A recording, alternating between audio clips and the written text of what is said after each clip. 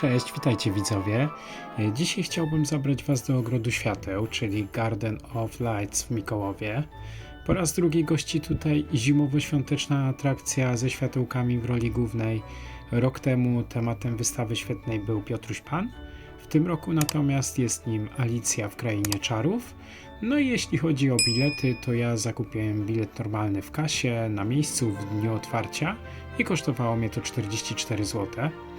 Co mnie zaskoczyło w tym roku, to to, że na parkingu, który w poprzednim był darmowy, postawione zostały parkomaty.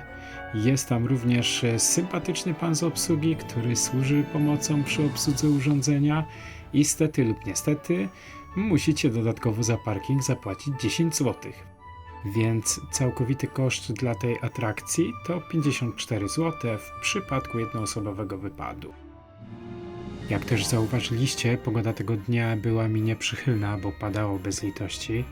W ruch poszła parasolka i udało się coś tam nagrać dla Was. Także to tyle tytułem przedłużonego wstępu. Zapraszam już Was do odcinka.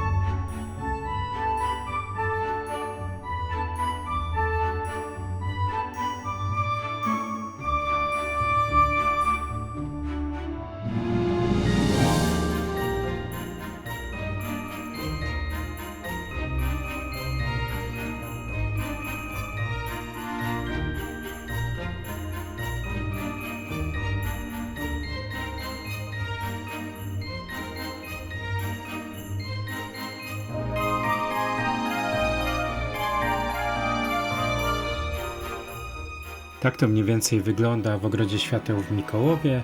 Filmik zbliża się ku końcowi, a ja Wam pięknie dziękuję, że zostaliście do końca. Dajcie znać w komentarzach, czy wybieracie się na przechadzkę w te klimatyczne miejsce. Zachęcam również do pozostawienia śladu po sobie w postaci łapki w górę i subskrypcji. Dzięki za obejrzenie, do usłyszenia w kolejnym filmiku. Trzymajcie się, hej!